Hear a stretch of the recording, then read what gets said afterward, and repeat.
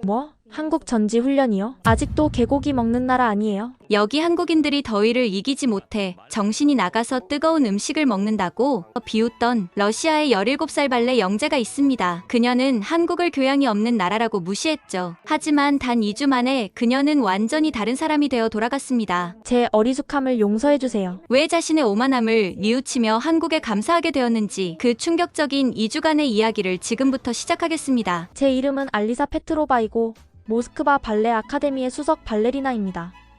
저는 5살 때부터 발레를 시작해 12살에 이미 국제 콩쿠르에서 금메달을 받았죠. 볼쇼이 극장의 프리마 발레리나가 되는 게 제 꿈이었고 그 꿈은 곧 현실이 될 것 같았습니다. 하지만 올해 여름 모든 게 무너지기 시작했어요. 알리사, 오늘 또 연습실 사용 불가야. 전력망이 또 나갔대. 동료 카티아가 지친 목소리로 말했습니다. 모스크바에 40도를 넘나드는 폭염이 시작된 지 벌써 3주째였죠. 유럽 전역을 덮친 이상 기후는 러시아도 예외가 아니었습니다. 볼쇼이 극장 근처의 우리 아카데미는 1842년에 지어진 유서 깊은 건물이었습니다.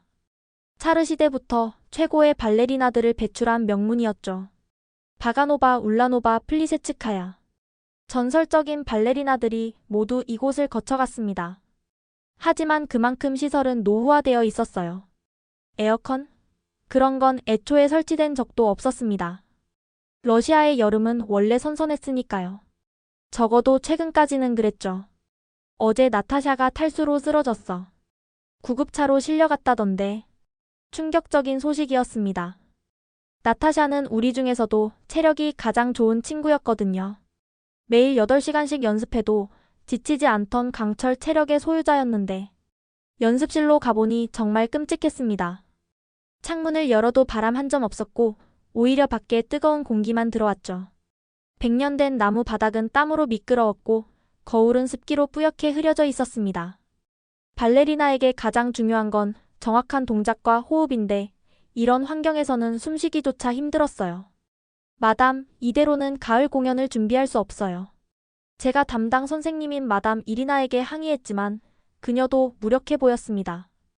알리사, 나도 알아. 하지만 우리가 할 수 있는 게 없어. 원장님께서도 시청에 계속 요청하고 계시지만 그날 오후 원장님이 직접 오셔서 충격적인 발표를 하셨습니다.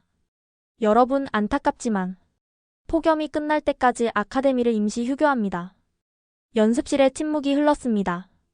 180년 역사상 날씨 때문에 문을 닫는 건 처음이었어요. 제2차 세계대전 때도 계속 운영했던 아카데미가. 미안하다, 아이들아.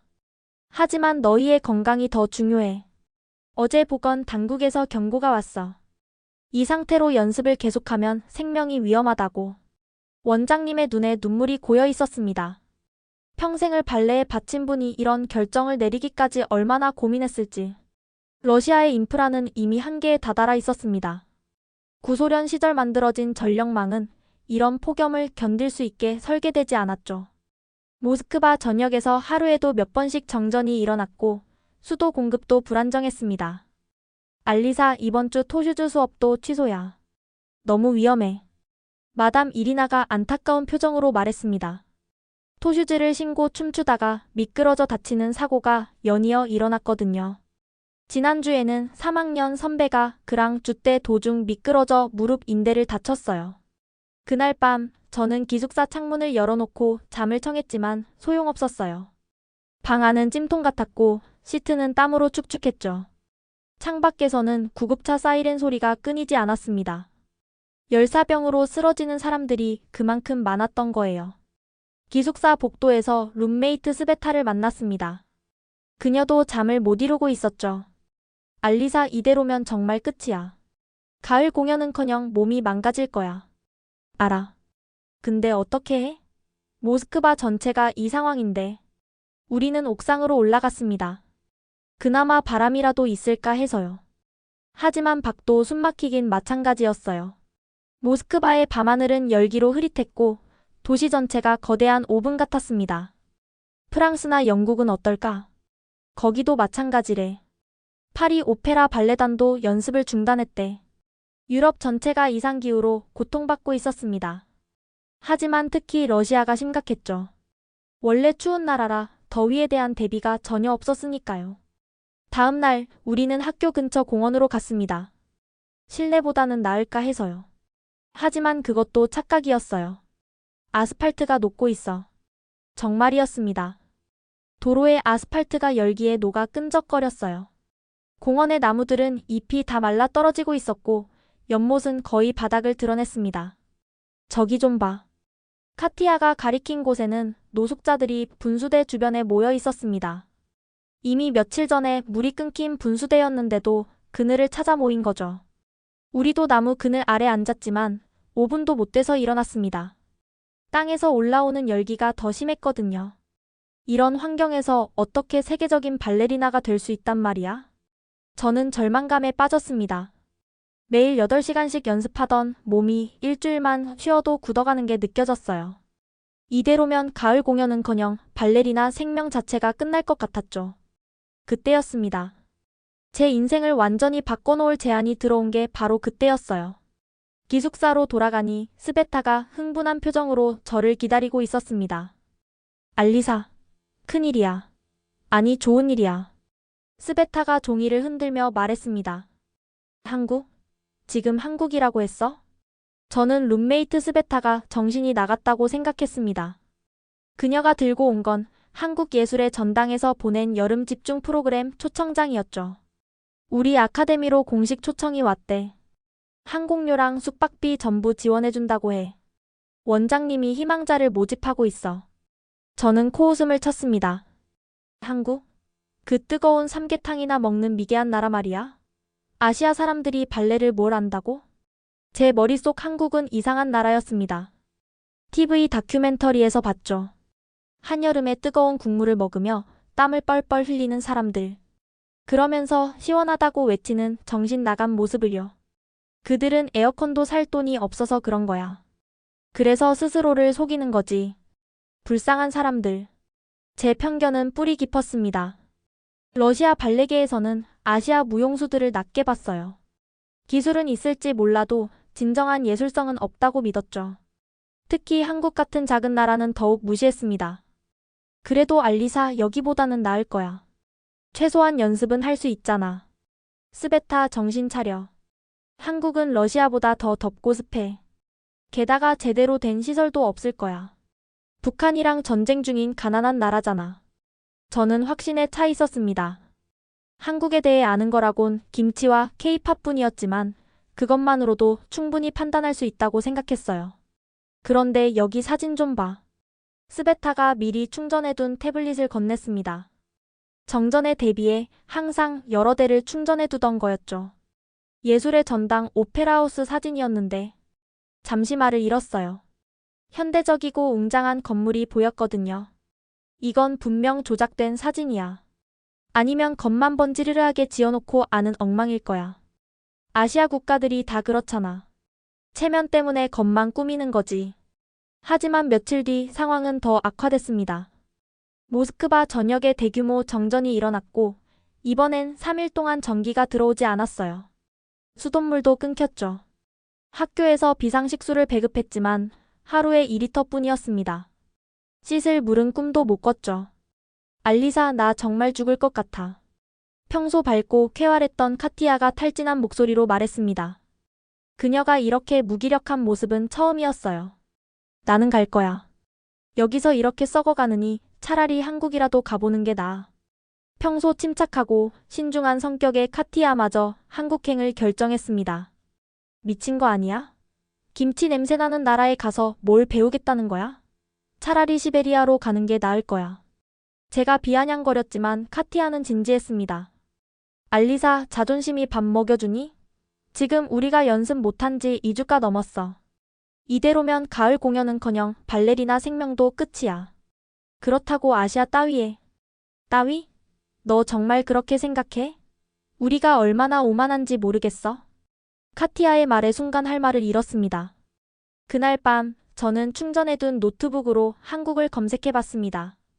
K-팝 가수들이 춤추는 영상이 나왔는데 저는 경멸감을 숨길 수 없었어요. 이게 춤이라고? 그냥 원숭이들이 뛰어다니는 거잖아. 품격이라곤 찾아볼 수 없어. 클래식 발레의 우아함과 전통에 비하면 한국의 춤은 그저 시끄러운 소음에 불과했습니다. 칼군무?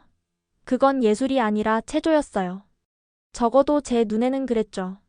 하지만 다음 날 원장님이 직접 저를 부르셨습니다. 알리사, 너도 한국에 가는 게 좋겠다. 원장님, 제가 왜 그런 후진국에. 알리사. 원장님의 단호한 목소리에 저는 입을 다물었습니다. 지금이 어떤 상황인지 모르니?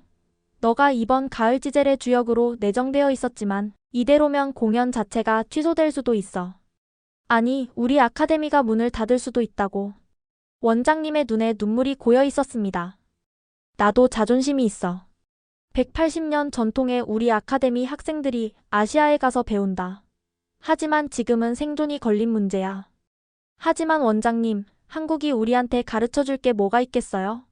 발레의 역사도 없는 나라인데. 원장님이 한숨을 쉬셨습니다. 알리사, 너가 아는 한국은 30년 전 한국이야. 지금은 달라. 내 제자 중에 한국에서 객원 교수로 일한 사람이 있는데 시설이 상상을 초월한다더구나. 그래도 가서 직접 봐. 그리고 판단해. 최소한 너의 몸을 유지할 수 있는 환경은 될 거야.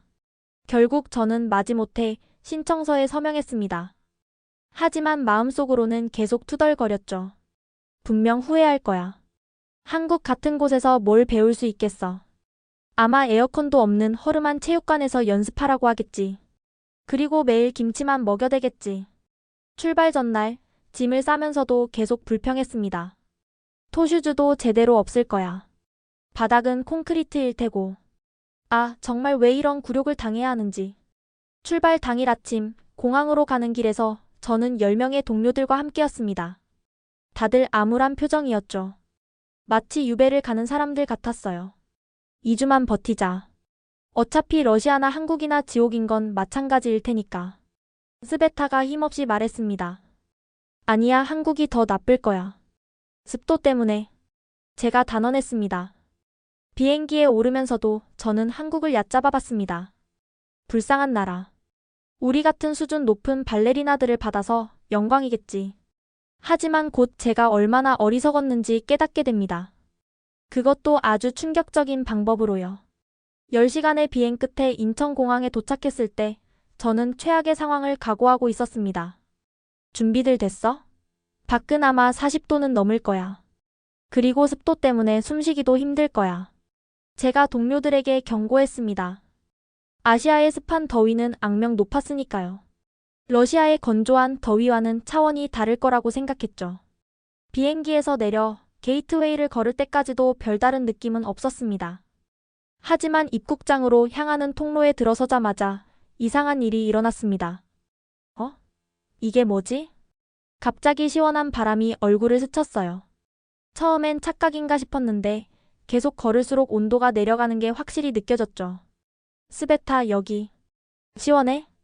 말도 안 돼. 공항에 에어컨이 있다고? 저는 비웃었습니다. 그럴 리가. 아마 환풍기 정도겠지. 조금만 더 가면 다시 더워질 거야. 하지만 그건 단순한 에어컨이 아니었습니다. 공항문을 통과하는 순간 우리는 완전히 다른 세계로 들어선 것 같았어요. 밖은 분명 35도가 넘는 폭염이었는데 안은 완벽한 23도였습니다. 그것도 건물 전체가 균일하게요. 한 곳도 덥거나 추운 곳이 없었어요. 이럴 수가. 저는 놀라서 주위를 둘러봤습니다. 인천공항은 제가 상상했던 것과 완전히 달랐어요. 천장은 높고 밝았고 바닥은 거울처럼 빛났습니다. 마치 미래 도시에 온 것 같았죠. 하지만 무엇보다 놀라운 건 공기였습니다. 시원하면서도 상쾌했고 습도까지 완벽하게 조절되어 있었어요. 숨을 쉴 때마다 폐가 정화되는 느낌이었죠. 알리사, 저기 봐. 카티아가 가리킨 곳을 보니 더욱 놀라운 광경이 있었습니다. 대기구역의 의자마다 개인 에어컨 조절 장치가 있었어요. 작은 터치스크린으로 온도와 바람 세기를 조절할 수 있었죠. 이게 정말 공항 의자야? 우리는 마치 어린아이들처럼 의자에 앉아 에어컨을 조절해봤습니다. 18도부터 26도까지 원하는 대로 설정할 수 있었어요. 바람의 방향까지 조절 가능했죠. 모스크바 도모데도보 공항을 생각해봐. 여름이면 찜통이 되고 사람들은 부채질하느라 정신없잖아. 스베타의 말이 맞았습니다. 러시아의 공항들은 에어컨은커녕 제대로 된 환기시설도 없었죠. 특히 구소련 시절 지어진 건물들은 더 심했어요. 천장이 낮고 창문도 작아서 여름이면 지옥이 됐죠. 잠깐 이것 좀 봐요. 누군가 벽에 붙은 전광판을 가리켰습니다. 실시간으로 공항 내부의 온도와 습도, 미세먼지 수치까지 표시되고 있었어요. 더 놀라운 건 구역별로 온도가 다르게 설정되어 있다는 거였죠. A구역 23도, B구역 22도, C구역 24도, 수화물 찾는 곳 21도. 왜 구역마다 온도가 달라? 우리 중 한 명이 영어를 할 줄 알아서 직원에게 물어봤습니다. 돌아온 대답은 충격적이었어요. 활동량에 따라 다르게 설정했습니다. 많이 걸어다니는 통로는 더 시원하게, 앉아서 기다리는 곳은 적당하게요. 수화물 찾는 곳은 무거운 짐을 들기 때문에 가장 시원하게 했고요. 이런 세심한 배려가 가능하다니. 러시아에서는 상상도 못할 일이었습니다. 그저 건물 전체를 데우거나 식힐 뿐 구역별로 온도를 다르게 한다는 개념 자체가 없었죠. 수화물을 찾으러 가는 길도 놀라움의 연속이었어요. 움직이는 보도 위에도 시원한 바람이 나왔고 천장에는 공기 정화 장치가 계속 작동하고 있었죠. 화장실도 가보자. 호기심에 화장실에 들어갔는데 또 한 번 충격을 받았습니다. 각 칸마다 개별 환기 시스템이 있었고 온도 조절도 가능했어요. 심지어 비데의 물 온도까지 조절할 수 있었죠. 화장실이 우리 기숙사보다 더 쾌적해. 카티아가 믿을 수 없다는 표정으로 중얼거렸습니다. 정말이었어요. 거울 앞에는 찬바람이 나오는 드라이어가 있었고 세면대에서는 정확한 온도의 물이 나왔죠. 그리고 냄새가 전혀 안 나. 맞았습니다. 공중화장실 특유의 악취가 전혀 없었어요. 방향제 냄새로 덮은 게 아니라 정말로 깨끗했죠. 수화물을 찾고 세관을 통과하는 동안 저는 계속 의심했습니다. 이건 분명 공항만 특별히 꾸며놓은 거야. 외국인들한테 보여주려고. 밖에 나가면 현실을 보게 될 거야. 하지만 도착 로비로 나왔을 때 또 한 번 놀랄 수밖에 없었습니다.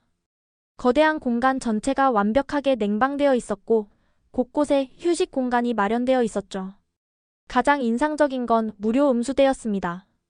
차가운 물, 미지근한 물, 뜨거운 물이 선택 가능했고 심지어 얼음까지 나왔어요. 그리고 종이컵이 아닌 진짜 유리컵이 비치되어 있었죠. 이 정도 시설이면 전기요금이 어마어마할 텐데. 제가 중얼거리자 옆에 있던 한국인이 우리가 러시아에서 왔다는 걸 알아차리고 영어로 말을 걸었습니다.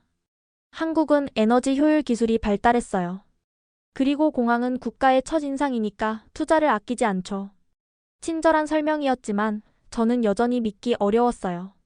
그때 한국인 가이드가 우리를 맞으러 왔습니다. 놀랍게도 유창한 러시아어를 구사했어요. 안녕하세요. 모스크바 발레 아카데미 학생들이시죠? 환영합니다. 저는 김하은입니다. 젊은 여성이었는데 밝은 미소가 인상적이었어요. 덥죠? 밖은 36도예요. 하지만 걱정 마세요. 한국은 어디든 시원하니까요. 저는 속으로 비웃었습니다. 어디든 시원하다고? 공항 나가면 바로 거짓말인 게 들통날 텐데. 짐이 무거우시죠? 카트 쓰세요. 하은 씨가 공항 카트를 가져왔는데 이것도 특별했어요. 바퀴가 360도 회전하고 브레이크까지 있었죠. 러시아 공항의 삐걱거리는 카트와는 차원이 달랐어요. 공항철도 타러 가실까요? 서울까지 바로 연결됩니다. 공항철도 플랫폼으로 가는 길도 완벽하게 냉방되어 있었습니다. 심지어 에스컬레이터에도 시원한 바람이 나왔어요. 에스컬레이터에서도 에어컨이 나와? 네, 한국은 작은 것도 놓치지 않아요. 하은 씨의 설명이었지만 저는 여전히 과시용이라고 생각했죠. 대단하긴 한데 이게 끝일 거야. 기차 안은 분명 다를 거야. 하지만 제 예상은 또 빗나갔습니다. 기차 문이 열리는 순간 시원한 바람이 쏟아져 나왔거든요. 우와. 기차 안은 비행기 비즈니스석 같았습니다. 넓은 좌석, 개인 테이블, 콘센트, 와이파이, 그리고 개인 송풍구까지. 이게 일반 요금이에요? 네, 공항철도는 모든 좌석이 이렇게 되어 있어요. 좌석에 앉자 자동으로 등받이가 조절되었습니다. 그리고 팔걸이에서 작은 화면이 나왔어요. 개인 엔터테인먼트 시스템이에요. 여행 정보도 볼 수 있고 영화도 볼 수 있죠. 이건 비행기보다 더 좋잖아? 카티아가 놀라서 말했습니다. 열차가 움직이기 시작했을 때 창밖 풍경을 보며 생각했습니다. 한국이 이 정도라니. 내가 완전히 잘못 알고 있었나? 하지만 여전히 의심은 남아 있었죠. 그래, 공항 주변만 잘 해놓은 거야. 도시에 들어가면 다를 거야. 분명 낡은 건물들과 더러운 거리가 나타날 거야. 하지만 곧 저는 제 편견이 얼마나 어리석었는지 깨닫게 됩니다. 서울은 제가 상상한 것과는 완전히 다른 도시였으니까요. 서울역에 도착해서 지하철로 환승할 때 저는 최악을 각오했습니다. 이제 진짜 한국을 보게 될 거야. 제가 동료들에게 말했습니다. 러시아 지하철은 여름이면 지옥이 됩니다. 특히 모스크바 지하철은 깊이가 깊어서 환기가 잘 안 되죠. 뜨거운 공기가 터널에 갇혀 순환하면서 온도가 40도를 넘기도 해요. 사람들의 체온과 숨결로 습도까지 높아지면 정말 숨쉬기조차 힘들죠. 마스크라도 준비해야 하나? 냄새가 심할 텐데. 스베타가 걱정스럽게 말했습니다. 모스크바 지하철의 여름 냄새는 정말 끔찍하거든요. 땀 냄새, 오래된 기름 냄새, 그리고 환기가 안 되는 터널 특유의 퀴퀴한 냄새가 섞여서. 그런데 에스컬레이터를 타고 내려가면서 이상한 걸 느꼈습니다. 아래로 갈수록 시원해지는데? 처음엔 지하라서 그런가 싶었어요. 땅속은 원래 시원하니까요. 하지만 플랫폼에 도착했을 때 저는 완전히 할 말을 잃었습니다. 이게 지하철역이라고? 모스크바 지하철역은 지하 궁전이라고 불릴 만큼 화려합니다. 대리석 기둥, 샹들리에, 모자이크 벽화. 스탈린 시대에 지어진 역들은 정말 궁전 같죠. 하지만 서울 지하철역은 다른 의미로 놀라웠어요. 일단 공기가 달랐습니다. 지하 깊은 곳인데도 신선했어요. 숨을 쉴 때마다 폐가 정화되는 느낌이었죠. 천장을 보니 거대한 공기정화 장치들이 있었고 플랫폼 곳곳에는 에어커튼이 설치되어 있었습니다. 온도가 정확히 24도네? 카티아가 벽에 걸린 온도계를 보며 말했습니다. 정말이었어요. 플랫폼 전체가 균일하게 24도를 유지하고 있었죠. 기차 올 때까지 5분 남았네. 스베타가 전광판을 보며 말했습니다. 그런데 거기서 더 놀라운 정보를 발견했어요. 잠깐 이거 봐. 객차별 온도가 표시되고 있어. 정말이었습니다. 전광판에는 각 칸의 온도가 실시간으로 표시되고 있었죠. 1회 1호차 18도각 냉방, 1회 2호차 22도중 냉방, 1회 3호차 26도양 냉방. 믿을 수가 없어. 한 열차 안에서도 온도를 다르게 한다고? 하은 씨가 미소 지으며 설명해 주었습니다. 사람마다 선호하는 온도가 다르잖아요. 그래서 선택할 수 있게 한 거예요. 임산부나 노약자는 양냉방 칸을, 더위를 많이 타는 사람은 강냉방 칸을 타면 되죠. 이런 세심한 배려가 가능하다니. 러시아에서는 상상도 못할 일이었습니다. 그저 전체 난방을 켜거나 끄는 게 전부였죠. 개인의 선호도를 고려한다는 개념 자체가 없었어요. 지하철이 도착했을 때 우리는 22도 중냉방 칸을 선택했습니다. 문이 열리는 순간 시원한 바람이 얼굴을 스쳤어요. 아, 천국이다. 카티아가 신음처럼 말했습니다. 정말 그랬어요. 적당히 시원한 온도, 쾌적한 공기, 그리고 놀라울 정도로 조용한 소음. 그런데 왜 이렇게 조용하지? 러시아 지하철은 굉음이 엄청납니다. 특히 오래된 차량은 더 심하죠. 레일과 바퀴의 마찰음, 모터 소리, 브레이크 소리가 합쳐져서 대화가 불가능할 정도예요. 한국 지하철은 방음 기술이 뛰어나고 레일도 특수 처리되어 있어요. 그래서 소음이 적죠. 하은 씨의 설명이었습니다. 좌석에 앉아보니 더 놀라웠어요. 쿠션이 체온에 반응해서 적당한 탄력을 유지했고 등받이도 인체공학적으로 설계되어 있었죠. 의자에서도 시원한 바람이 나와. 정말이었습니다. 좌석 아래에서 미세한 바람이 나와서 등과 허벅지가 땀에 젖지 않도록 해주고 있었어요. 더 놀라운 건 지하철이 움직이는 동안에도 계속된 발견이었습니다. 먼저 각 문 위에 있는 노선도가 디지털이었어요. 현재 위치가 실시간으로 표시되고 다음 역까지 남은 시간도 나왔죠. 환승역에서는 어느 문으로 나가야 환승이 가까운지도 알려줬습니다. 와, 이거 봐. 각 역의 엘리베이터 위치까지 표시돼. 정말이었어요. 장애인이나 노약자를 위한 정보가 상세하게 나와 있었죠. 그리고 놀랍게도 지하 터널 구간에서도 휴대폰 신호가 끊기지 않았습니다. 와이파이는 물론이고 5G까지 완벽하게 작동했어요. 어떻게 이게 가능하지? 모스크바는 역에서도 신호가 약한데 한국은 전 구간에 중계기를 설치했어요. 시민들의 통신권을 보장하기 위해서죠. 그때 차내 방송이 나왔습니다. 놀랍게도 4개 국어로 안내가 나왔어요. 한국어, 영어, 중국어, 일본어. 외국인을 위한 배려가 이 정도라니. 지하철 안의 사람들도 인상적이었습니다. 다들 조용히 자기 일을 하고 있었고 큰 소리로 통화하는 사람도 없었어요. 음식을 먹는 사람도 없었고 쓰레기를 버리는 사람도 없었죠. 그리고 놀라운 장면을 목격했습니다. 한 젊은이가 일어나더니 방금 탄 할머니에게 자리를 양보하는 거였어요. 할머니가 사양하자 그냥 웃으며 다른 곳으로 가버렸죠. 러시아에서는 노약자석이 있어도 젊은이들이 안 비켜주는데 한국은 유교 문화가 있어서 어른을 공경해요. 특히 지하철에서는 더 그렇죠. 우리가 탄력이 가까워지자 하은 씨가 신기한 걸 보여줬습니다. 이 앱 보세요. 지하철 혼잡도를 실시간으로 보여줘요. 스마트폰 화면에는 각 칸의 혼잡도가 색깔로 표시되어 있었습니다. 초록색은 여유, 노란색은 보통, 빨간색은 혼잡. 이걸 보고 덜 붐비는 칸을 선택할 수 있어요. 그리고 엘리베이터 위치, 화장실 위치도 다 나와 있죠. 화장실도 있어요? 네, 주요 역마다 있어요. 그것도 아주 깨끗한 화장실이요. 예술의 전당역에 도착했을 때 또 한 번 놀랐습니다. 역 자체가 작은 미술관 같았어요.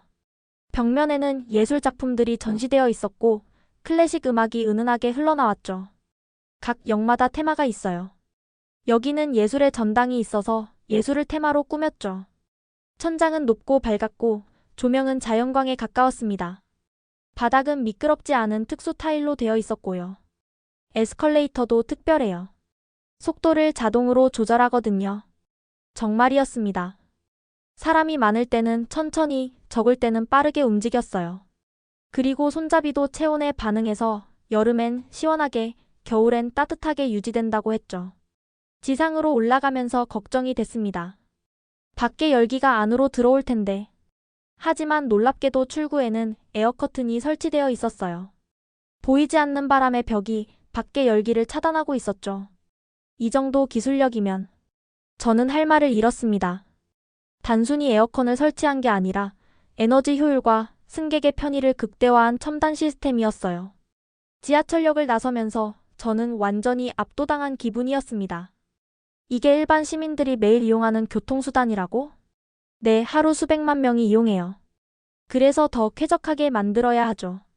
모스크바 지하철도 나름 자랑거리지만 여름에는 고문기구가 됩니다. 하지만 서울 지하철은 오히려 더위를 피하는 피난처 역할을 하고 있었어요. 한국 사람들은 정말 행복하겠다. 제 입에서 무의식적으로 나온 말이었습니다. 처음으로 한국이 부러웠어요. 근데 이 정도 시설을 유지하려면 비용이. 한국은 대중교통을 공공재로 봐요. 시민의 이동권은 기본권이니까 국가가 지원하죠. 발레리나로서 전 세계를 여행했지만 이런 수준의 대중교통은 처음이었습니다. 하지만 아직 끝이 아니었습니다. 진짜 충격은 이제부터 시작이었으니까요. 지하철역을 나서자마자 한국의 진짜 여름이 우리를 덮쳤습니다. 으악! 습도 90%의 열기가 온몸을 감쌌어요. 마치 뜨거운 수건을 뒤집어 쓴 것 같았죠. 공기가 너무 무거워서 숨쉬기도 힘들었습니다. 순간 모스크바의 건조한 더위가 그리워졌어요. 이게 바로 한국의 여름이에요. 습해서 더 덥게 느껴지죠. 하은 씨는 태연했지만 우리는 벌써 온몸이 땀으로 젖고 있었습니다. 토슈즈를 넣은 가방도 무겁게 느껴졌어요. 예술의 전당까지 얼마나 걸어야 해요? 5분 정도요. 하지만 먼저 점심 먹고 갈까요? 여기 근처에 특별한 식당이 있어요. 특별한 식당? 저는 불안했습니다. 분명 그 악명 높은 뜨거운 음식을 먹이려는 거겠죠. 하은 씨, 우리는 시원한 음식이 먹고 싶어요. 아이스크림이나 차가운 음료 같은. 한국에도 냉면 같은 차가운 음식이 있어요. 하지만 오늘은 특별한 걸 경험해 보세요. 후회하지 않을 거예요. 걷는 동안 신기한 걸 발견했습니다. 길 중간중간에 미스트가 뿜어져 나오는 장치가 있었어요. 더위를 식혀주는 쿨링 미스트예요. 구청에서 여름마다 설치하죠. 작은 물방울들이 피부에 닿으면서 조금 시원해졌습니다. 하지만 효과는 일시적이었어요. 금세 다시 땀이 났죠. 식당에 도착했을 때 저는 최악을 각오했습니다. 간판에 원조 삼계탕이라고 크게 쓰여 있었거든요. 저 끔찍한 음식을 정말 먹어야 하나. TV에서 본 적이 있었어요. 한국인들이 한여름에 뜨거운 닭 국물을 먹으며 땀을 뻘뻘 흘리는 모습을요. 그때는 미개하다고 생각했죠. 문명화된 사람들이라면 더울 때 차가운 걸 먹어야 하는데. 하지만 문을 열고 들어가자 시원한 에어컨 바람이 우리를 맞았습니다. 휴, 다행이다. 안심하고 있는데 충격적인 광경을 목격했습니다. 손님들이 모두 김이 펄펄 나는 뚝배기 앞에서 땀을 뻘뻘 흘리고 있었어요. 미쳤어. 에어컨 켜놓고도 뜨거운 걸 먹는다고? 어떤 사람은 이마에 땀을 닦으면서도 계속 국물을 떠먹고 있었고, 어떤 사람은 아예 수건을 목에 두르고 있었어요. 정말로 이걸 먹어야 해요? 제가 거의 애원하듯 물었지만 하은 씨는 미소만 지었습니다. 한국에 왔으니 한 번은 경험해봐야죠. 삼계탕은 여름 보양식이에요. 보양식? 이 더위에 뜨거운 걸 먹는다고요? 이열치열이라고 들어봤어요? 열을 열로 다스린다는 뜻이에요. 말도 안 돼요. 그건 그냥 에어컨을 못 사는 사람들의 자기 위안이잖아요. 제 말에 옆 테이블 아저씨가 돌아봤습니다. 50대 정도로 보이는 분이었는데 놀랍게도 러시아어를 했어요. 학생, 한국이 가난해서 에어컨이 없다고 생각해?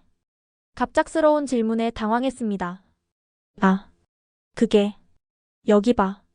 이 식당에도 에어컨 있잖아. 그것도 아주 강력한 걸로. 근데 왜 우리가 뜨거운 걸 먹는지 알아? 아저씨는 자리에서 일어나 우리 테이블로 왔습니다. 내가 설명해 줄게. 나도 러시아에서 10년 일했거든. 가스프롬 한국 지사장이었어. 그는 한국의 대기업 직원으로 모스크바에서 오래 근무했다고 했습니다. 처음엔 나도 러시아 사람들처럼 여름에 찬 것만 먹었어. 아이스크림, 크바스, 차가운 보르시. 그런데 몸이 점점 약해지더라고. 왜요? 찬 것만 먹으니까 소화가 안 되고 배탈이 자주 났어. 그리고 실내외 온도 차이 때문에 감기도 자주 걸렸고. 그래서요? 한국에 돌아와서 다시 삼계탕을 먹기 시작했지. 처음엔 힘들었는데 먹고 나니까 오히려 몸이 가벼워지더라고. 그때 주문한 삼계탕이 나왔습니다. 거대한 뚝배기에서 김이 모락모락 올라왔어요. 통닭이 들어있고 국물이 부글부글 끓고 있었죠. 너무 뜨거워 보여요. 카티아가 겁먹은 표정으로 말했습니다. 일단 국물부터 한 숟가락 떠봐. 천천히. 아저씨의 권유에 마지못해 국물을 떴습니다. 숟가락을 입에 가져가는데도 열기가 느껴졌어요. 입에 넣는 순간. 앗, 뜨거워. 하지만 이상한 일이 일어났어요. 뜨거운 국물이 목을 타고 내려가자 이마에 땀이 맺혔는데 그 땀이 시원하게 느껴졌습니다. 이게 뭐지? 땀이 나면서 체온을 조절하는 거야. 우리 몸의 자연스러운 냉각 시스템이지. 계속 먹다 보니 정말 신기한 경험을 했습니다. 몸은 뜨거워지는데 오히려 더위가 덜 느껴졌어요. 에어컨 바람이 피부에 닿으면 더 시원하게 느껴졌고요. 닭 안에 뭐가 들어있어요? 하은 씨가 설명해줬습니다. 인삼, 대추, 빰, 찹쌀, 마늘. 다 몸에 좋은 거예요. 특히 인삼은 여름에 떨어진 기력을 보충해주죠. 닭고기는 놀라울 정도로 부드러웠고 뼈에서 살이 저절로 떨어졌어요. 국물은 구수하면서도 담백했죠. 처음엔 느끼할 줄 알았는데 전혀 그렇지 않았어요. 이거 맛있네요. 스베타가 놀란 표정으로 말했습니다. 다른 친구들도 열심히 먹기 시작했어요. 그런데 정말 놀라운 순간이 왔습니다. 시원하다. 제 입에서 무의식적으로 한국말이 나왔어요. 순간 식당이 조용해졌습니다. 다들 저를 쳐다봤죠. 방금 너가 뭐라고 했어? 시원하다고 했나봐. 너 한국말 할 줄 알아? 아니, 그냥 들은 대로. 옆 테이블 할머니들이 우리를 보고 웃으셨습니다. 한 분이 다가오시더니 아이고 외국 학생들이구나. 러시아에서 왔어? 하은 씨가 통역해 주었습니다. 네, 발레 연습하러 왔어요. 예쁘네. 삼계탕 처음이야? 네, 처음이에요. 잘 먹네. 이거 먹어봐. 할머니가 김치와 깍두기를 가져다 주셨습니다. 김치랑 같이 먹으면 더 맛있어. 처음엔 매울까봐 걱정했는데 삼계탕과 함께 먹으니 정말 잘 어울렸어요. 시원하고 아삭한 김치가 느끼함을 잡아줬죠. 그리고 이것도. 다른 할머니가 인삼주를 가져오셨어요. 어른들 먹는 거지만 한 잔씩만 마셔봐.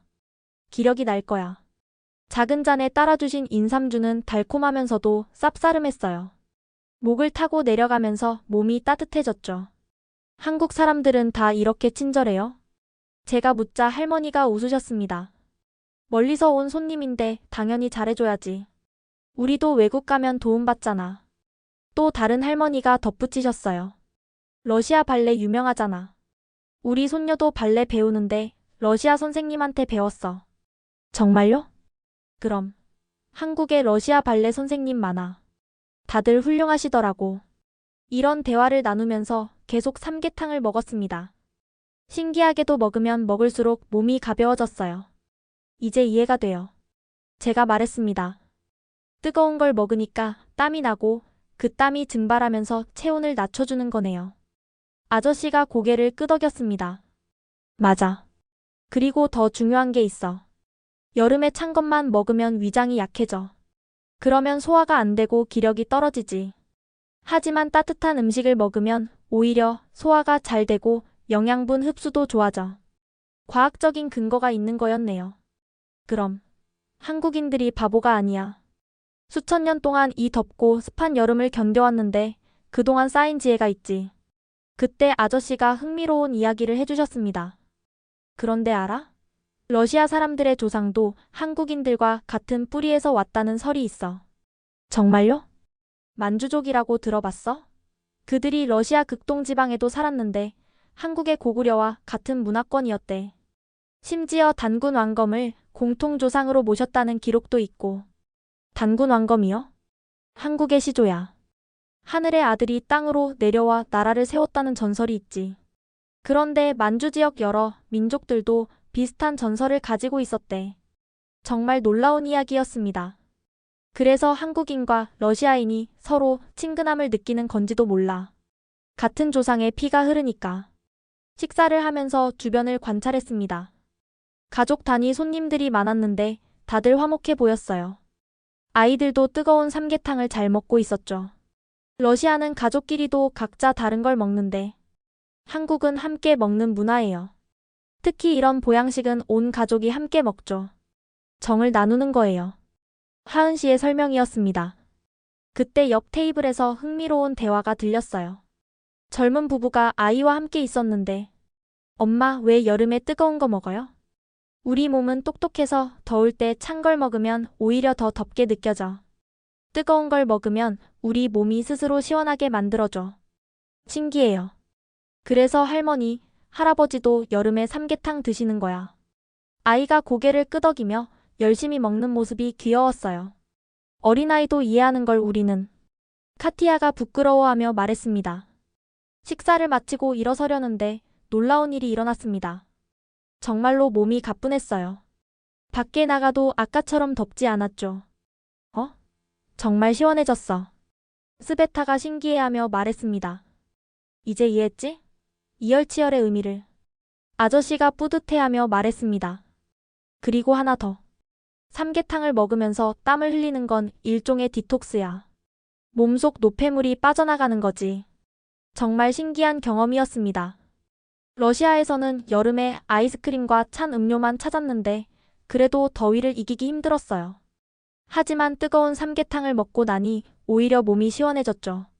한국인들이 미친 게 아니었구나. 제가 중얼거리자 하은 씨가 웃었습니다. 이제야 깨달았네요. 한국의 여름나기는 과학이에요. 그리고 철학이기도 하고요. 철학이요? 네. 자연과 싸우는 게 아니라 자연과 함께하는 거죠. 더위를 피하려고만 하지 않고 더위를 받아들이고 극복하는 방법을 찾는 거예요. 식당을 나오면서 주인 아저씨가 우리를 배웅했습니다. 학생들, 한국에서 좋은 추억 만들어가. 그리고 다음에 또 와. 감사합니다. 우리는 러시아어와 서툰 한국어로 인사했습니다. 밖으로 나왔을 때 정말로 더위가 덜 느껴졌어요. 아직도 덥긴 했지만 견딜만 했죠. 몸에서 나는 땀도 끈적이지 않고 산뜻했어요. 이제 예술의 전당 가볼까요? 하은 씨를 따라 걸으면서 생각했습니다. 한국에 대한 제 편견이 하나씩 깨지고 있었어요. 어쩌면 내가 모르는 게 더 많을지도 몰라. 그때 카티아가 말했습니다. 알리사, 너도 느꼈어? 삼계탕 먹으면서 뭔가 따뜻한 느낌? 따뜻한 느낌? 음식의 온도 말고 사람들의 따뜻함 같은 거. 모르는 할머니들이 김치도 주고 아저씨가 설명도 해주고. 맞았어요. 단순히 음식을 먹은 게 아니라 한국의 정을 경험한 거였죠. 러시아에서는 식당에서 이런 일 없잖아. 각자 먹고 가는 게 전부인데. 그러게. 여기는 뭔가 다 같이 더위를 이겨내는 느낌이야. 하은 씨가 우리 대화를 듣고 말했습니다. 그게 바로 한국이에요. 혼자가 아니라 함께 살아가는 방법을 아는 나라죠. 예술의 전당이 가까워질수록 건물들이 더 현대적으로 변했습니다. 그리고 놀라운 건 거의 모든 건물에서 시원한 바람이 나왔다는 거예요. 한국은 정말 어디든 에어컨이 있네요. 이제 믿어요? 하은 씨가 장난스럽게 물었습니다. 네, 제가 정말 잘못 생각했어요. 솔직히 인정했습니다. 한국은 제가 생각했던 가난하고 덥기만 한 나라가 아니었어요. 오히려 더위를 다루는 방법에 있어서는 러시아보다 훨씬 앞서 있었죠. 하지만 아직 끝이 아니었습니다. 예술의 전당에서 더 큰 충격이 기다리고 있었으니까요. 예술의 전당 정문에 들어서는 순간 저는 할 말을 잃었습니다. 이게 정말 한국에 있는 거예요? 거대한 유리 건물이 햇빛을 받아 반짝이고 있었고 앞마당에는 거대한 분수가 시원한 물줄기를 뿜어내고 있었어요. 건물 자체가 하나의 예술작품 같았습니다. 예술의 전당은 아시아 최고의 공연예술 복합단지예요. 오페라하우스, 콘서트홀, 미술관까지 다 있죠.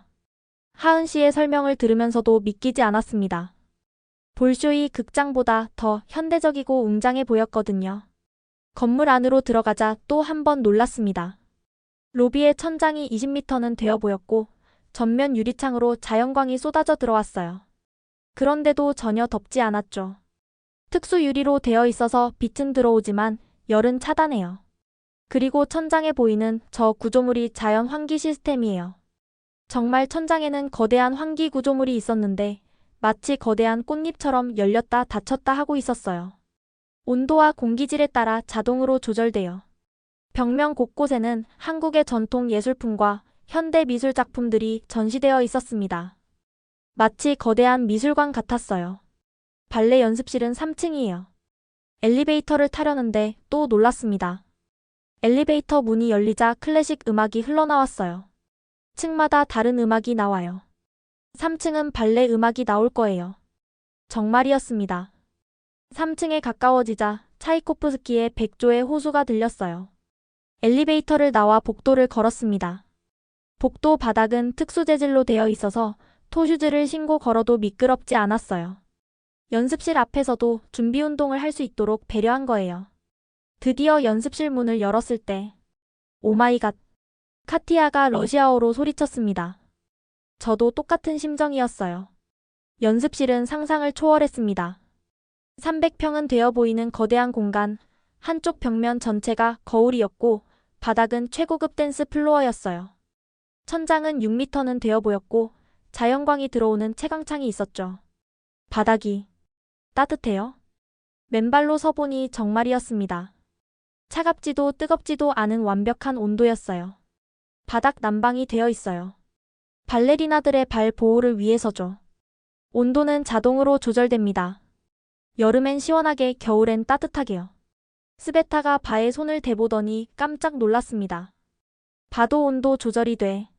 네, 손이 미끄러지지 않도록 여름엔 시원하게, 겨울엔 따뜻하게 유지돼요. 더 놀라운 건 벽면의 컨트롤 패널이었습니다. 거대한 터치스크린으로 모든 걸 조절할 수 있었어요. 온도, 습도, 조명, 음향. 다 조절 가능해요?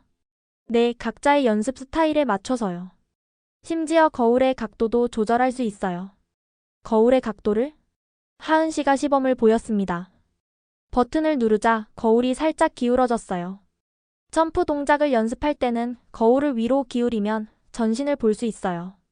그리고 바 높이도 자동으로 조절됐습니다. 버튼 하나로 원하는 높이로 올렸다 내렸다 할 수 있었죠. 이런 시설을 무료로 쓸 수 있다고요? 예술의 전당 프로그램 참가자들은 다 무료예요. 한국 정부가 예술가 지원에 아끼지 않거든요. 천장을 보니 특수한 장치가 더 있었습니다. 저건 뭐예요? 공기정화 시스템이에요. 운동하면서 나오는 이산화탄소와 땀 냄새를 실시간으로 제거하죠. 그리고 산소 농도도 일정하게 유지해요. 정말 아무리 격렬하게 운동해도 숨쉬기가 편했습니다. 모스크바 연습실에서는 1시간만 연습해도 공기가 탁해졌는데. 그리고 여기 보세요. 하은 씨가 또 다른 버튼을 눌렀습니다. 갑자기 천장에서 미세한 물안개가 뿜어져 나왔어요. 습도 조절 기능이에요. 너무 건조하면 자동으로 작동하죠. 발레리나들은 근육과 관절 보호를 위해 적정 습도가 중요하거든요. 한쪽 벽에는 대형 스크린이 여러 개 있었습니다. 동작을 녹화해서 바로 확인할 수 있어요. 최대 8개 각도에서 동시 촬영이 가능하고 슬로우 모션, 줌인, 각도 전환도 가능해요. 8개 각도? 네, 천장과 바닥에도 카메라가 있어요. 점프할 때 발 모양이나 공중 자세를 정확히 볼 수 있죠. 우리는 넋을 잃고 구경만 했습니다. 러시아 아카데미의 연습실과는 차원이 달랐어요. 그곳은 역사는 있지만 시설은 100년 전 그대로였죠. 음향 시설도 최고급이에요. 스피커가 벽면 전체에 숨겨져 있어서 어디서든 완벽한 음질로 들을 수 있죠. 시험 삼아 음악을 틀어봤는데 정말 콘서트홀에 있는 것 같은 음질이었습니다. 베이스부터 고음까지 완벽하게 재생됐어요. 음악 템포도 조절할 수 있어요. 처음 배울 때는 느리게, 익숙해지면 원래 속도로. 이 정도 시설이면 얼마나 비쌀까요? 한국은 문화예술을 국가의 중요한 자산으로 봐요. 그래서 아낌없이 투자하죠. 예술가가 최고의 환경에서 연습해야 최고의 작품이 나온다고 믿거든요. 그때 한국인 발레리나들이 들어왔습니다. 러시아에서 오신 분들이죠? 환영해요. 놀랍게도 몇몇은 러시아어를 할 줄 알았습니다. 바가노바 메소드를 공부하면서 러시아어도 배웠어요. 원전을 읽고 싶어서요. 와, 그 정도로 열정적이에요. 러시아 발레는 우리의 스승이에요. 한국 발레의 기초는 러시아에서 왔죠. 겸손한 태도가 인상적이었습니다. 이런 시설을 가지고도 오만하지 않았어요. 같이 연습해요. 서로 배울 점이 많을 거예요. 한국 발레리나들의 실력은 예상외로 뛰어났습니다. 기본기가 탄탄했고 특히 표현력이 좋았어요. 와, 저 아라베스크 라인 좀 봐. 제가 감탄하자 그녀가 웃으며 다가왔습니다. 러시아 선생님께 배운 거예요. 매일 3시간씩 기본기만 연습했어요. 3시간씩이나? 네, 기본이 가장 중요하다고 하셨어요. 러시아 발레의 정신이죠. 함께 바에서 플리에를 하면서 느꼈습니다. 시설은 최첨단이지만 그들이 추구하는 건 여전히 클래식 발레의 본질이었어요. 연습 중간에 놀라운 일이 있었습니다. 휴식 시간이에요.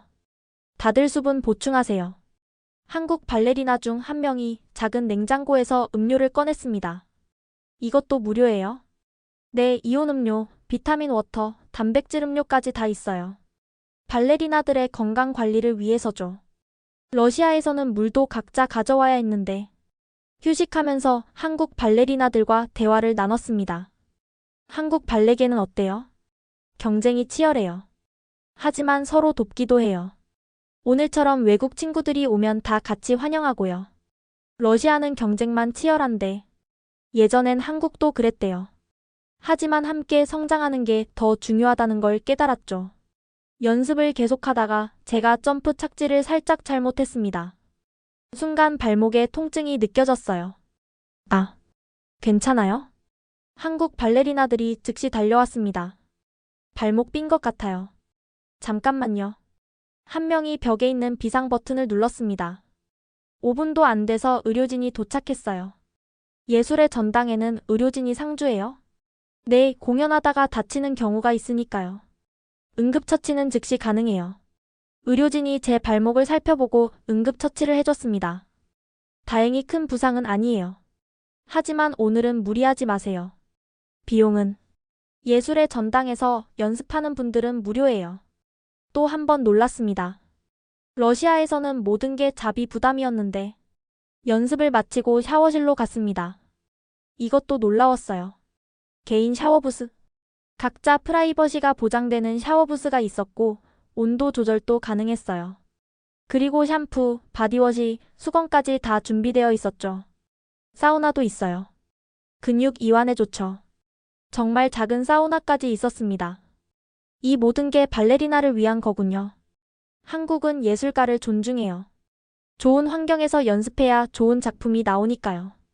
샤워를 마치고 나오니 몸이 가뿐했습니다. 최고의 시설에서 연습하니 피로도 덜했어요. 내일부터 본격적으로 연습할 거예요. 한국 선생님들도 오실 거고요. 한국 선생님들도 러시아 발레를 아세요? 당연하죠. 한국의 많은 선생님들이 러시아에서 공부하셨어요. 바가노바 아카데미 출신도 많고요. 예술의 전당을 나오면서 뒤를 돌아봤습니다. 석양에 빛나는 건물이 정말 아름다웠어요. 이런 곳에서 매일 연습할 수 있다니. 부러움을 넘어 존경심까지 들었습니다. 한국은 예술을 정말 중요하게 생각하는 나라였어요. 하지만 더 놀라운 건 아직 남아 있었습니다. 연습을 마치고 숙소로 돌아가려는데 하은 씨가 물었습니다. 택시 부를까요? 아니면 버스 타실래요? 버스요? 러시아에서 버스는 고문기구나 다름없었습니다. 특히 여름에는 더 끔찍했죠. 낡은 차량, 고장난 창문, 그리고 무엇보다 에어컨이 없었어요. 한국 버스는 러시아와 달라요. 한번 경험해보세요. 반신반의하며 버스 정류장으로 갔습니다. 그런데 정류장부터가 달랐어요. 이게 버스 정류장이라고요? 유리로 된 부스였는데 안에 에어컨이 나왔습니다. 의자에는 쿨링 패드까지 깔려 있었고요. 여름엔 쿨링 패드, 겨울엔 온열 패드로 바꿔요. 정류장 안에는 버스 도착 정보가 실시간으로 표시되고 있었습니다. 402번 버스, 2분 후 도착, 현재 위치 예술의 전당 사거리. 정확해요? 네, GPS로 실시간 추적하니까 오차가 거의 없어요. 정말 2분 후 버스가 도착했습니다. 문이 열리는 순간. 우와. 시원한 에어컨 바람이 쏟아져 나왔어요. 버스 안으로 들어가니 더 놀라웠습니다. 이게 시내버스 맞아요? 좌석마다 개인 송풍구가 있었고 USB 충전 포트까지 있었어요. 좌석도 푹신했고 손잡이도 깨끗했죠. 그리고 이 버스는 전기버스예요. 그래서 조용하고 매연도 없죠. 정말 엔진 소음이 거의 없었습니다. 모스크바의 시끄러운 디젤 버스와는 천지 차이였어요. 자리에 앉자 한국인 할머니가 우리를 보고 미소 지었습니다. 학생들이구나. 더울 텐데. 그러더니 가방에서 휴대용 선풍기를 꺼내주셨어요. 이거 써. 시원해. 아니에요, 괜찮아요. 괜찮아, 나는 곧 내릴 거야. 모르는 사람에게 이런 친절을 베푸는 게 계속 놀라웠습니다. 버스가 움직이기 시작했는데 정말 부드러웠어요. 러시아 버스처럼 덜컹거리지 않았죠. 의자도 특수 제작이에요. 충격 흡수가 잘 되도록. 창밖을 보니 버스 전용 차로가 따로 있었습니다. 중앙버스 전용 차로예요. 그래서 막히지 않고 빠르게 갈 수 있죠. 버스 안에는 와이파이도 있었습니다. 무료로 사용할 수 있었죠. 버스에서 와이파이를? 네, 서울시에서 제공하는 공공 와이파이예요. 더 놀라운 건 안내 시스템이었어요. 다음 정류장은 국립중앙박물관입니다. 내리실 문은 오른쪽입니다. 음성 안내가 4개 국어로 나왔습니다. 한국어, 영어, 중국어, 일본어로요. 그리고 버스 안 전광판에는 현재 위치, 다음 정류장, 목적지까지 남은 시간이 실시간으로 표시됐어요. 모든 게 디지털화되어 있네요. 한국은 IT 강국이니까요. 대중교통에도 첨단 기술을 적용해요. 하차벨도 곳곳에 있어서 어디서든 누를 수 있었습니다. 러시아는 벨이 고장나서 기사에게 소리쳐야 하는 경우가 많은데 가장 인상적인 건 교통약자 배려였어요. 휠체어를 탄 분이 타려고 하자 버스가 한쪽으로 기울어졌습니다. 버스가 기울어져요? 네, 닐링 시스템이에요. 휠체어나 유모차가 타기 쉽도록 차체를 낮추는 거죠. 그리고 휠체어 전용 공간도 넓었습니다. 안전벨트까지 준비되어 있었어요. 숙소 근처에서 내릴 때 기사님이 우리를 보고 말했습니다. 조심해서 가세요. 한국 구경 잘하세요. 친절한 인사에 또 한 번 놀랐습니다. 버스에서 내린 후 스베타가 말했습니다. 믿을 수가 없어. 버스가 이렇게 쾌적할 수가. 냄새도 안 나고 시원하고 조용하고. 카티아도 감탄했습니다. 러시아도 이런 버스를 도입하면 좋을 텐데. 전력이 부족해서 에어컨도 못 켜는데 무슨. 씁쓸했지만 사실이었습니다. 숙소로 걸어가면서 또 신기한 걸 발견했습니다. 저게 뭐예요? 작은 버스가 골목길을 다니고 있었어요. 마을버스예요. 큰 버스가 못 가는 곳을 다니죠. 더 놀라운 건 이 작은 버스에도 에어컨이 있다는 거였어요. 작은 버스에도 에어컨이? 한국에서는 모든 대중교통에 에어컨이 기본이에요. 잠깐 마을버스를 타봤는데 정말 시원했습니다. 좌석은 적었지만 깨끗했고 기사님도 친절했어요. 학생들 어디서 왔어요? 하은 씨가 통역해주자 기사님이 환하게 웃었습니다. 러시아. 멀리서 왔네. 한국 구경 잘하고 가. 숙소에 도착했을 때 우리는 모두 대중교통에 대한 생각이 바뀌어 있었습니다. 대중교통이 이렇게 편할 수가 있구나. 그냥 이동수단이 아니라 즐거운 경험이야. 하은 씨가 마지막으로 말했습니다. 한국은 대중교통을 시민의 기본권으로 봐요. 누구나 쾌적하고 안전하게 이동할 권리가 있다고 믿죠. 그날 밤 침대에 누워 생각했습니다. 한국이 진정한 선진국인 이유를 알 것 같았어요. 시민을 위한 나라. 그게 한국이었습니다. 다음 날 아침 우리는 일찍 일어나 주변을 산책하기로 했습니다. 낮에는 너무 더우니까 아침에 구경해요. 하지만 아침 8시인데도 벌써 30도가 넘었습니다. 습도도 높아서 숨쉬기가 힘들었죠. 러시아는 건조해서 그늘에만 가도 시원한데 투덜거리며 걷다가 놀라운 걸 발견했습니다. 저게 뭐예요? 횡단보도 앞에 거대한 그늘막이 설치되어 있었습니다. 신호 기다리는 동안 햇빛을 피할 수 있도록 만든 거예요. 그늘막 아래는 확실히 시원했어요. 직사광선을 피하니 체감 온도가 5도는 낮은 것 같았죠. 더 놀라운 건 그늘막에서 미스트가 나온다는 거였습니다. 시원하다. 스베타가 감탄했습니다. 미세한 물방울이 피부에 닿으면서 즉시 시원해졌어요. 이런 게 도시 전체에 설치되어 있어요? 네, 주요 횡단보도와 버스 정류장마다 있어요. 시민들의 건강을 위해서죠. 조금 더 걸으니 무더위 쉼터라는 간판이 보였습니다. 들어가 봐도 돼요? 당연하죠. 누구나 이용할 수 있어요. 안에 들어가니 시원한 에어컨이 나오고 있었습니다. 의자와 테이블이 있었고 정수기에서는 차가운 물이 나왔죠. 벽에는 TV도 있었어요. 이게 다 무료?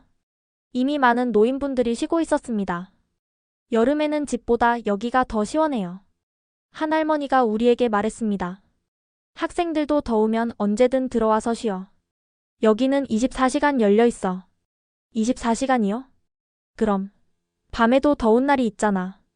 러시아에서는 상상도 못할 일이었습니다. 공공시설이 24시간 운영된다니. 밖으로 나와서 계속 걸었습니다. 도시 곳곳에 더위를 피할 수 있는 장치들이 있었어요. 버스 정류장마다 에어컨, 지하철역 입구마다 에어커튼, 공원마다 쿨링포그. 도시 전체가 더위와 싸우고 있네요. 싸우는 게 아니라 함께 사는 거예요. 더위를 인정하고 대비하는 거죠. 공원에 들어가니 더 놀라웠습니다. 나무 그늘 아래 벤치가 있는 건 당연하고 곳곳에 음수대가 있었어요. 차가운 물이 계속 나와요?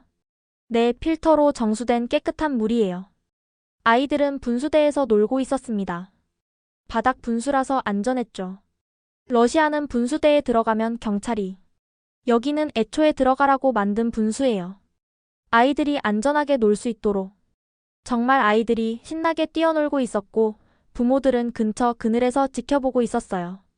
가장 인상적인 건 사람들의 배려였습니다. 그늘진 벤치에 앉으려는데 젊은이가 일어나며 자리를 양보했어요. 앉으세요. 저는 괜찮아요. 아니에요. 같이 앉아요. 외국에서 오셨다면서요? 더우실 텐데 편하게 쉬세요. 모르는 사람에게 이런 배려를.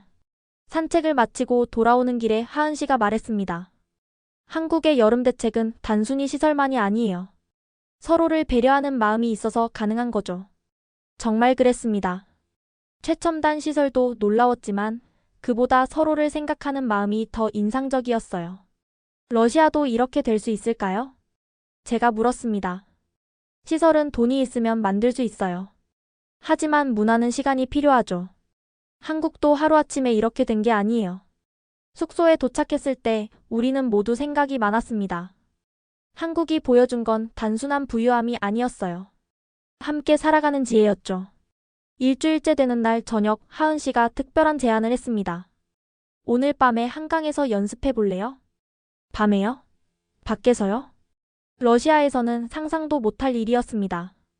밤에 공원에 가는 건 위험했어요. 범죄의 위험도 있었고 경찰에게 제지당할 수도 있었죠. 한강 다리 아래는 댄서들의 성지예요. 시원하고 안전하죠. 저녁 9시 우리는 한강으로 향했습니다. 가는 길에도 놀라웠어요. 밤인데도 거리가 환했고 사람들이 많았습니다. 편의점, 카페, 식당이 다 열려 있었어요. 밤 9시인데 이렇게 사람이 많아요? 한국은 밤 문화가 발달했어요. 안전하니까요. 한강 다리 아래 도착했을 때 놀라운 광경이 펼쳐졌습니다. 우와! 넓은 공간에서 수많은 사람들이 춤추고 있었어요. 비보이, 현대무용, 방송댄스, 심지어 태권도까지. 여기는 누구나 자유롭게 연습할 수 있어요. 무료고요. 정말 강바람이 시원했습니다. 다리가 지붕 역할을 해서 비도 안 맞았어요. 조명도 있네요. 시에서 설치했어요. 시민들이 안전하게 운동할 수 있도록. 우리도 한쪽에서 발레 연습을 시작했습니다. 처음엔 어색했어요. 야외에서 그것도 다른 댄서들과 함께 연습하는 게 낯설었죠. 하지만 곧 자유로운 분위기에 빠져들었습니다. 정말 시원하다. 카티아가 그랑 줏대를 하며 웃었습니다. 강바람이 땀을 식혀줬고 콘크리트 바닥도 생각보다 괜찮았어요. 옆에서 비보잉 하던 청년들이 다가왔습니다. 발레 하시네요. 멋있어요. 감사합니다. 비보잉도 멋있어요. 서로 다른 춤이지만 서로를 존중하는 모습이 좋았습니다. 한국에서는 모든 춤이 예술이에요. 발레든 비보잉이든 케이팝 댄스든. 러시아에서는 클래식 발레만이 진정한 예술이라고 배웠는데 여기서는 모든 춤이 존중받고 있었어요. 밤 11시가 넘었는데도 불안하지 않았습니다. 경찰이 순찰을 돌고 있었고 CCTV도 곳곳에 있었어요. 그리고 사람이 많아서 오히려 안전했죠. 러시아는 밤 9시만 넘어도 위험한데 한국은 밤에도 안전해요. 특히 이런 공공장소는 더 그렇죠. 연습을 마치고 근처 편의점에 갔습니다. 24시간 영업한다는 게 여전히 신기했어요. 새벽에도 열어요? 네, 365일 24시간이요. 시원한 음료를 사서 한강변에 앉았습니다. 야경이 정말 아름다웠어요. 다리의 조명, 빌딩의 불빛이 강물에 반사되고 있었죠. 이게 진정한 자유구나. 저는 깨달았습니다.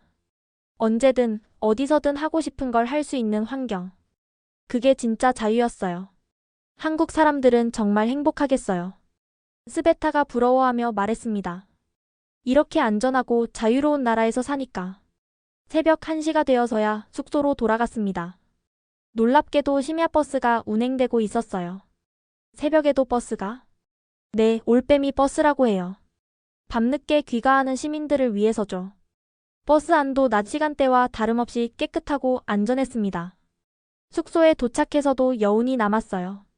오늘 정말 특별한 경험이었어. 카티아가 행복한 표정으로 말했습니다. 맞아. 밤에 자유롭게 춤출 수 있다니. 한강에서의 밤은 잊을 수 없는 추억이 되었습니다. 한국에서의 마지막 주, 저는 무리한 연습으로 발목을 다시 다쳤습니다. 게다가 더위 때문인지 어지러움까지 느꼈어요. 알리사, 괜찮아? 이번엔 정말 심각했습니다. 발목이 붓기 시작했고 식은땀이 계속 났죠.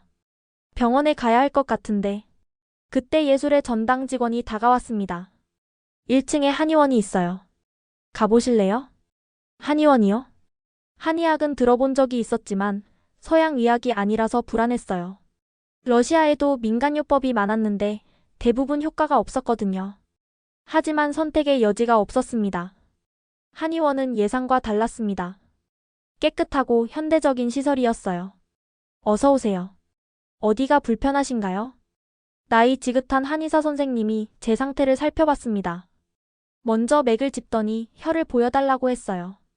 열사병 초기 증상이네요. 그리고 발목은? 선생님이 제 발목을 만져보더니 정확히 아픈 부위를 찾아냈습니다. 인대가 살짝 늘어났네요. 큰 부상은 아니에요. 어떻게 만져보고 아세요? 한의학은 수천 년의 경험이 축적된 의학이에요. 몸의 신호를 읽는 거죠. 선생님은 침을 꺼냈습니다. 침 치료를 하면 빨리 나을 거예요. 침이요? 아플 것 같은데. 걱정 마세요. 머리카락보다 가는 침이에요. 정말 침은 아주 가늘었습니다. 발목 주변의 특정 부위에 침을 놓자 따끔했지만 곧 이상한 느낌이 들었어요. 시원해요? 혈액순환을 도와주는 거예요. 붓기도 빠질 거고요. 그리고 선생님은 목 뒤와 손목의 특정 부위를 눌렀습니다. 이건 열을 내리는 혈자리예요. 정말 신기하게도 몸이 시원해지는 느낌이 들었어요. 한의학이 이렇게 과학적인 거였어요? 서양 의학과 접근 방법이 다를 뿐이에요. 둘 다 사람을 치료하는 의학이죠. 30분 정도 침을 맞고 있었습니다. 그동안 선생님이 한의학에 대해 설명해 주셨어요. 한국은 한의학과 서양 의학이 공존해요. 환자가 선택할 수 있죠. 러시아는 서양 의학만 인정해요. 각 의학마다 장단점이 있어요. 급성 질환은 서양 의학이, 만성 질환은 한의학이 효과적인 경우가 많죠. 침을 뺐을 때 정말 놀라웠습니다. 발목 통증이 거의 사라졌어요. 붓기도 많이 빠졌고요. 약도 지어드릴게요. 하루 3번 먹으세요. 한약을 받았는데 파우치에 담겨 있어서 먹기 편했어요. 쓸 줄 알았는데 달콤해요. 요즘은 먹기 편하게 만들어요. 효과는 그대로고요. 비용은 얼마나? 예술의 전당 프로그램 참가자는 무료예요. 또 무료예요? 매번 놀라는 1회 연속이었습니다. 며칠 후 발목은 완전히 나았습니다. 한약을 먹으니 더위도 덜 타는 것 같았어요. 한의학의 효과를 직접 체험하다니. 전통의학을 무시했던 제가 부끄러웠습니다. 마지막 날 한의사 선생님께 인사드리러 갔습니다. 덕분에 완치됐어요. 정말 감사합니다. 다행이네요. 러시아 가서도 건강 조심하세요. 한국의 의술을 러시아에도 전하고 싶어요. 선생님이 웃으며 말씀하셨습니다. 의술에는 국경이 없어요. 어디서든 사람을 치료하는 게 목적이니까요. 한의원을 나오면서 생각했습니다. 한국은 전통과 현대가 조화롭게 공존하는 나라였어요. 옛것을 버리지 않고 새것과 융합하는 지혜가 있었죠. 마지막 날 새벽, 우리는 작별 파티 후 숙소로 돌아가고 있었습니다. 새벽 2시가 넘었는데도 거리는 안전했어요. 배고프지 않아? 카티아가 물었습니다. 저기 편의점 있네. 가보자. 24시간 편의점이라는 게 여전히 신기했습니다. 러시아는 밤 10시면 대부분 문을 닫거든요. 24시간 가게는 주유소 정도? 편의점 안은 환하고 시원했습니다. 새벽인데도 이렇게 물건이 많아? 삼각김밥, 도시락, 컵라면, 음료수. 없는 게 없었어요. 도시락도 따뜻하게 데워 먹을 수 있어요. 전자레인지가 여러 대 있었고 뜨거운 물도 나왔죠. 우리는 각자 먹고 싶은 걸 골랐습니다. 저는 김치볶음밥 도시락을 선택했어요. 이제 김치 맛에 익숙해졌거든요.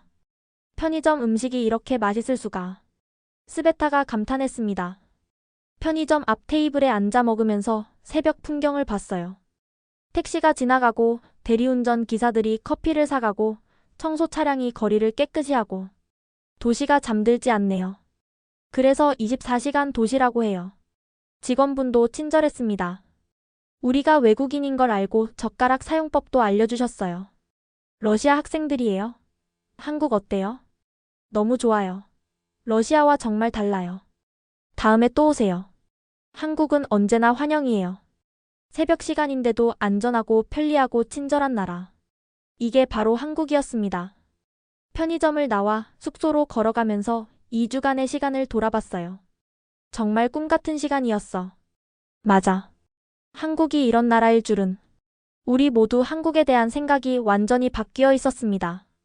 드디어 러시아로 돌아가는 날이 왔습니다. 공항으로 가는 차 안에서 창밖을 보며 아쉬움이 밀려왔어요.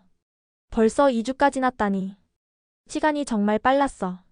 공항에서 하은 씨와 작별 인사를 했습니다. 정말 감사했어요. 한국을 제대로 알게 해줘서. 언제든 다시 오세요. 한국은 항상 열려 있어요. 하은 씨가 작은 선물을 줬습니다. 부채였어요. 더울 때 쓰세요. 한국을 기억하면서 눈물이 날 뻔했습니다. 비행기를 기다리며 생각했습니다. 시원하다는 게 뭘까? 단순히 온도가 낮은 게 아니었어요. 안전하고 편리하고 서로를 배려하는 환경. 그게 진짜 시원함이었죠. 한국에서 배운 게 정말 많아. 카티아가 말했습니다. 발레 기술보다 더 중요한 걸 배운 것 같아. 맞았습니다. 우리가 배운 건 삶을 대하는 태도였어요. 더위를 피하는 게 아니라 함께 이겨내는 방법. 개인의 편의가 아니라 모두의 편의를 생각하는 마음.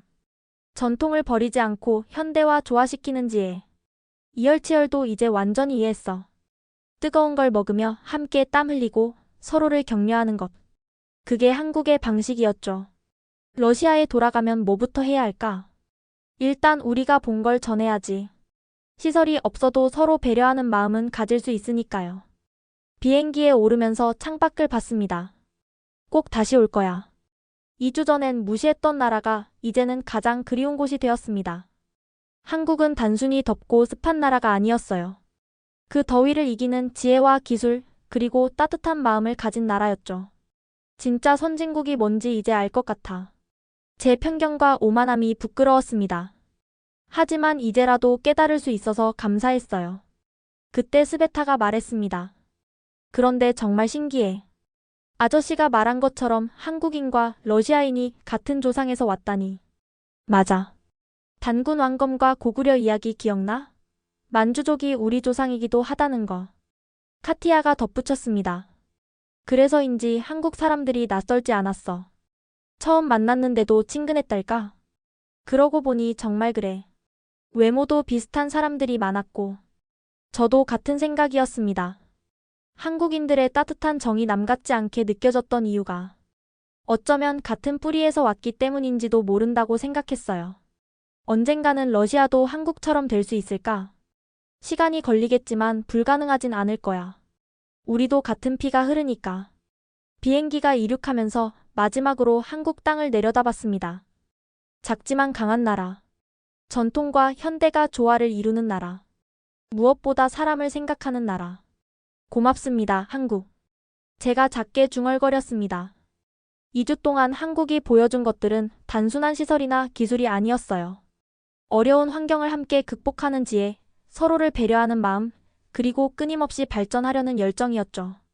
우리가 러시아에 돌아가서 할 일이 많겠어. 맞아. 최소한 우리 아카데미부터라도 바꿔보자.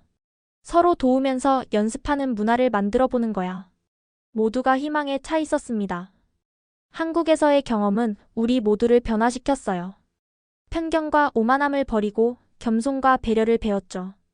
다음 여름에는 우리가 한국을 초대하자. 좋아. 러시아의 겨울 발레를 보여주는 거야. 그때까지 우리도 더 나은 환경을 만들어 놓자. 비행기 안에서 우리는 계속 계획을 세웠습니다. 한국에서 배운 것들을 어떻게 러시아에 적용할지, 어떻게 하면 더 나은 발레 문화를 만들 수 있을지. 10시간의 비행이 짧게 느껴졌습니다. 모스크바에 도착했을 때 공항은 여전히 덥고 답답했어요. 하지만 이제는 불평하지 않았습니다. 언젠가는 우리도 할 수 있어. 집으로 돌아가는 길, 저는 한국에서 받은 부채를 꺼내 들었습니다.